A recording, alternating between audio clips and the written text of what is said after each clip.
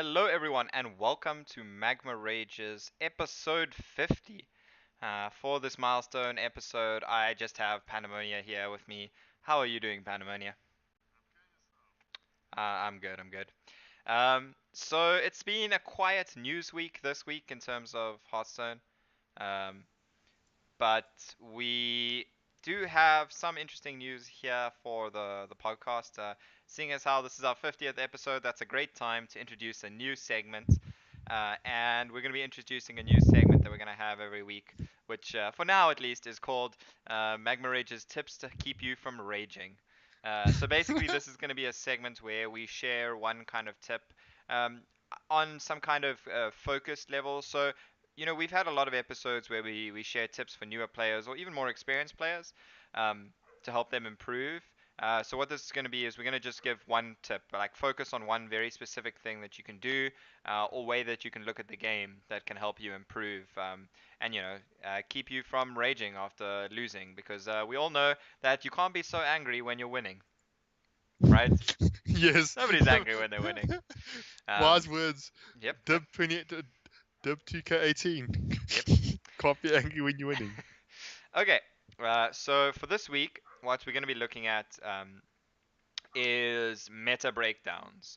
So when we uh, play on ladder, let's give an example scenario here. So I'm playing on ladder, and the last five decks I played were all Q blocks. Surely the meta must be all Q blocks, right, Pandemonia? So, unfortunately, even though that in your small experience that might be, the fact that it's a very small sample size means that that's not really a true reflection of what everything is like. You've just kind of it's like dipping your hand into a box of Smarties and you just happen to take all the blue ones. It doesn't mean the whole box of Smarties is blue, right? Yeah, yeah.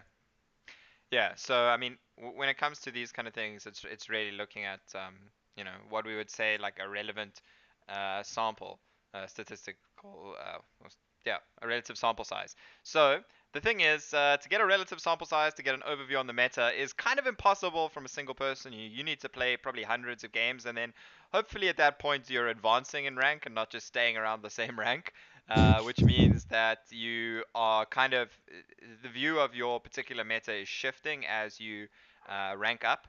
And so there's quite a few useful tools out there that take data from hundreds of different games, thousands, I should say, hundreds of thousands even, of contributors and millions of games, which can give you a better overview of the meta in your particular ranks. So first of all, we're going to be looking at the HS Replays website and their stats.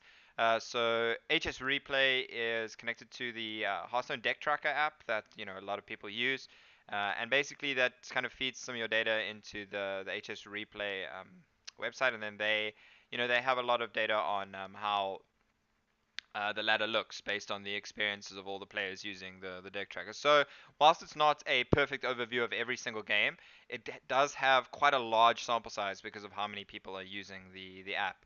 So first of all, it's just you get the Hearthstone deck tracker if you're not already, and then you can even see some of your own stats as well on the website, which is quite cool. But if we want to just get an overview of the meta as a whole, we can look at the meta page. Yep, yep, big surprise there. So we're going to look at the meta page, and you can see there is this massive chart of all these percentages. This is the best way to get a overview of like the meta as a whole. You can see which decks are the most popular across different ranks. Um, so, for instance, here we see Secret Mage. This deck is sort of peaking in its popularity between ranks 6 and 11, where, I mean, at 11 it's 14.5% of all the decks you face. So, actually, Secret Mage is quite a large there, and we'd probably say that's as people reacting to Q Block, wanting to pick it for those kind of matchups. But that's not really working out for them because Q Block is only 7.4% of the meta and Control Warlock 4.5%. So that is, you need to actually look about at the stats. And some of this view is only accessible for people with the HS Replay Premium subscription. which I do have because it's very useful for me as a competitive player and caster and streamer and all that kind of things to have this kind of access to this kind of information. But I'm pretty sure you can still just see the meta tab as a whole, right? Can't you? As Yeah, a normal. yeah, you can see the matchups, but like the deck win rates between different classes, No, and I'm not talking about also that though. If you look at there's a popularity page. yeah, the Um, popularity page you is that cannot. only for premium? That's only for premium. Okay. So I mean, this is the page that gives you the best kind of overall view. But if you even just look at the matchups page, which is available to everyone, you can still get an idea of the popularity of the different decks um, at getting an idea of the decks at different ranks is a problem with the out HS the HS Replay Premium as well. But if you do, you can kind of filter here to see the matchup percentages at legend. So this is actually telling you the win rates of a certain deck versus another one at these different ranks. This is obviously a really useful tool, but for a lot of people that are concerned about how much Hearthstone costs them already, I imagine they're not necessarily wanting to shell out for more data around this, or more money just to get some better data. So one thing you can check is the Vicious Syndicate live app that does have a class frequency even for non-gold members. Gold is essentially the paid version for VS Live's app. As far as I understand, you can still see the class frequency right across the different ranks there. On, You used on to, or at the least always be able to. Yeah, on the VS Live app. I think you can still across the. It usually tells you the deck to like basically the best decks at the different ranks. Is that what you're talking about? Well, okay. So if you're not looking for specifically live data, so in parts where the meta is more stable, you can actually just look at the meta reports. Now, those are definitely totally free to read.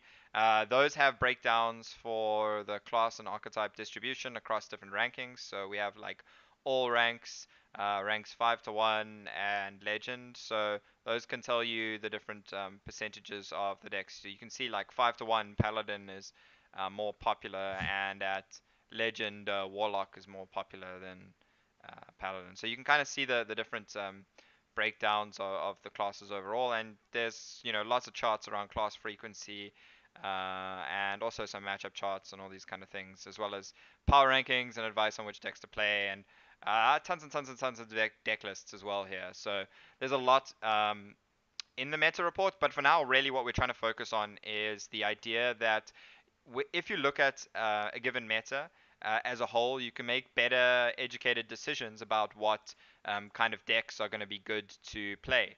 So if you identify, let's say at Legend here, there's a high number of priests and warlocks, you can try and find a deck that'll do better against those two classes in combination.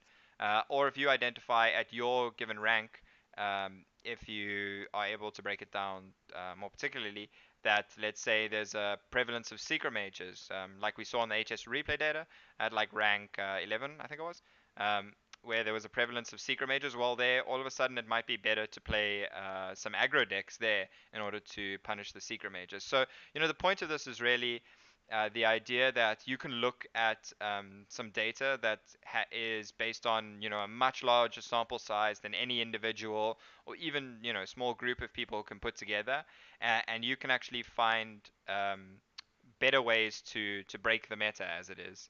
Um, there is in fact VS does do quite a bit of this work for you as well.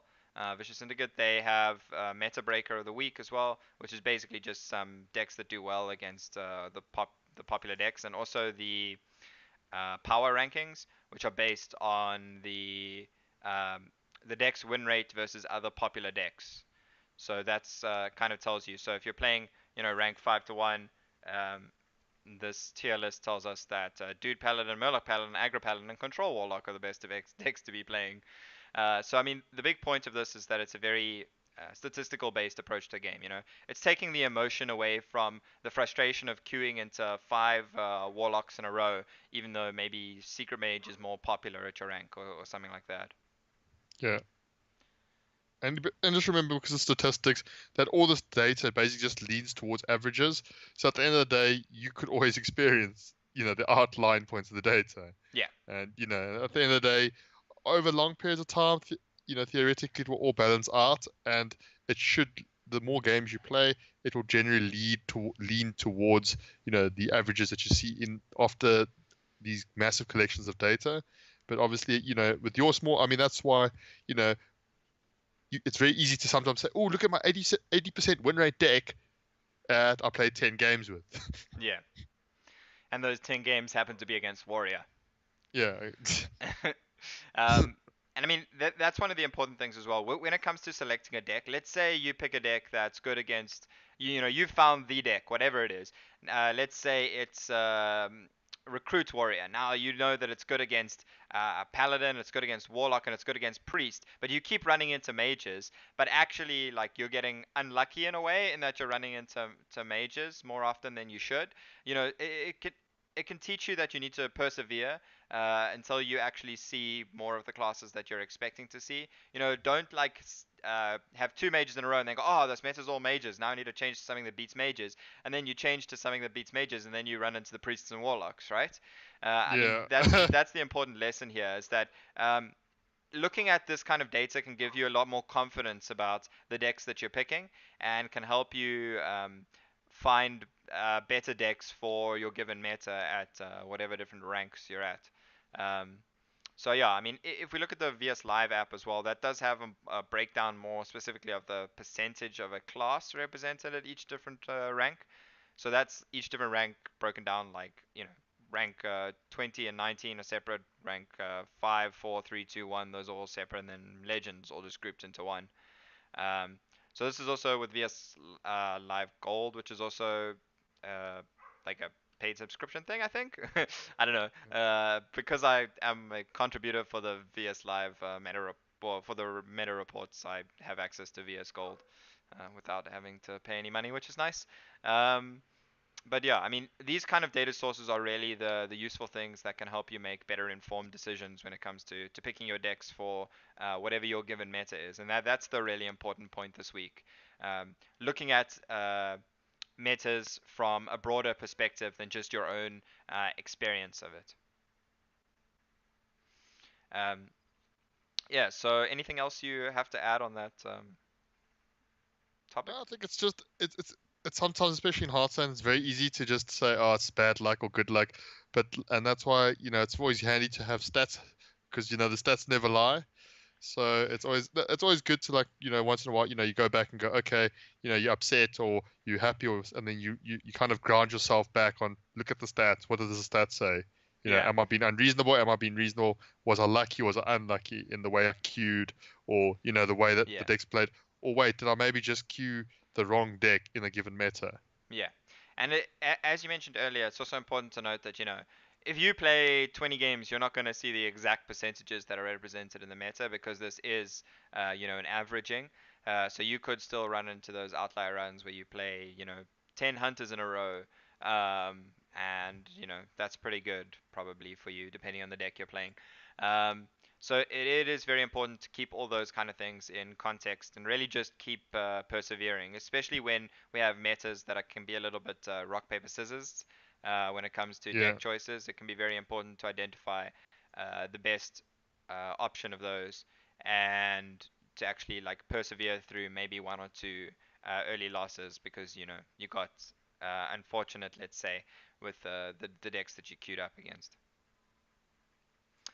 Um, okay, and that's all we have for that segment. So obviously, we're looking for any kind of feedback on the segment. Please let us know anything you enjoyed or didn't like about the segment. Any other ideas for um, things that make you rage that would be good tips to that not you're looking for rage. tips. Yeah, no, well, that you're looking for tips to fix. Maybe some issues, some general issues with gameplay, or just things that frustrate you, and that you're looking to find some better approach to try and, or that you're looking for advice with, right? I mean, that's really so.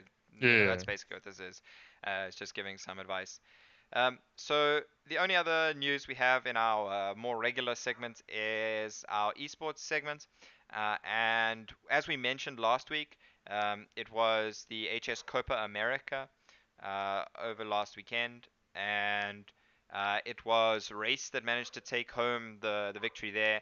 Um, his lineup was relatively interesting. He had the Big Priest, which is actually now two HCT events in a row that Big Priest has been in the winning lineup for. I was in Be Quiet's lineup for the HCT Germany, and now in races for this tournament. And then he also had a combo or an OTK control paladin. It was a very much more heavy control variant with the Inzoth, the Ragnaros, the Tyrion, all those kind of tools alongside the Auction Master Beardo and the Burgly Bullies to give him the combo with Uther of the Ebon Blade for the Four Horsemen of the Apocalypse OTK. So an interesting choice there, going very greedy and very focused on the control matchups. I imagine as well with like the Dirty Rats that can be pretty good against some of the other control matchups, especially if you pull their Inzothas, Inzoths. And we can see there was an Inzoth in every single one of his decks except the priest as well. Um, he had a control warlock and a control mage as well. That's two of by far the most popular decks at this event. So yeah, overall, I think a pretty interesting lineup. Pretty interesting choice as well that he had an adaptation in his paladin list. I didn't really catch that much of the event. I watched quite a few of some of the earlier stages, but didn't actually see much of the final. But it's also good to see home uh, I won't say homegrown player winning it. In race, he's obviously a local, as this event was taking place in Brazil. So it's great for him that he also gets the win there in front of his, home crowd. And I think there was a lot more, spectators on the non-English language streams than there were on the English language stream. I kind of found it a little bit disappointing the viewership numbers for the English language stream. I think Play Hearthstone, their Twitter account and Blizzard as a whole could have done a lot more to promote the stream and the event. It was being played on the Copa America stream channel rather than the Play Hearthstone channel where most people expect to see these kind of events. Even though last weekend or the weekend before we also had the Take TV one that took place on their channel. But that channel had a lot more of a following than the Copa America EN one for the English stream. So I'm hoping Blizzard do a lot more promotion around these events, but we are going to be seeing a lot more of these events. There isn't one coming up this weekend, um, but we are going to be seeing a lot more going forward. There's a full schedule for the tour stops on the Blizzard website as well, if you do want to go ahead and have a look at that. But how long do you think this control meta in tournaments is going to last, Pandemonia? I don't know, because like mostly, as soon as there's a trend towards, let's say, control aggro, then all of a sudden, the chance of the next big tournament then tries to adapt and fix itself. So Yeah. I would not be surprised if we even started seeing more lineups like Phenoms, with the quest lineup to try and target the control decks. Then the cycle continues of maybe what happens then is more people now bring these anti-control decks to beat the control, and Yeah. then you have the cycle of people then trying to bring aggro to beat them, and like you're saying, it kind of becomes a sort of Yeah. a rock paper scissors kind of vibe. Yeah, I mean, we saw Phenom bring a lineup that was very like quest heavy. We Yeah, mentioned it last weekend when we were going through the deck, or last week when we were going through the deck list. Sorry, um, but that didn't really work out for him. And I think what we saw interesting was the OTK Paladin doing kind of well this tournament. And Race's take on it was interesting here as well with a very greedy list. But yeah, I mean, I think if we're seeing a lot more of these OTK lists and these kind of combo-y decks that are meant to beat the control decks. I mean, even Big Priest can be a bit of a greedy deck sometimes and can sometimes suffer against aggro. We could see more aggro decks coming in to beat them, but we'll have to wait and see. It's a while until the next twist up as well. So maybe now with the emergence of Doodadin that we spoke about last week and it appearing really prevalently in the last two VS Data Reaper reports, we could well see the meta changing quite a bit as we are Yep. going into some more of the tour stop qualifiers, even for season two now. Um, and some more of the events will be coming up soon. But that is all we have for this week. Quite a short episode this week. Once again, let us know any feedback you have, especially on the new segment, um, and just any feedback you have in general. You can find us on Twitter. You can find Pandemonia at PandemoniaZA, and you can find myself at Dib_gaming on Twitter. Um, and obviously, please give the YouTube channel a subscribe and the Twitch channel a follow as well. It really helps us grow the audience and grow the podcast and um, gives us motivation to innovate on our content that we're producing as well. And you can also find um, us, well, very often Pandemonia and myself are on my stream as we've been co-oping, getting him to legend on Doodadin after I got to legend a week or so ago now. So you can also find us there where you can ask us any questions as well. So that's uh, twitch.tv/d1b underscore, which could be where you're watching this right now. But yeah, that's all we have. Thanks a lot, everyone. We will see you next week for Magma Rages episode 51. Cheerio. Cheers. Cheers.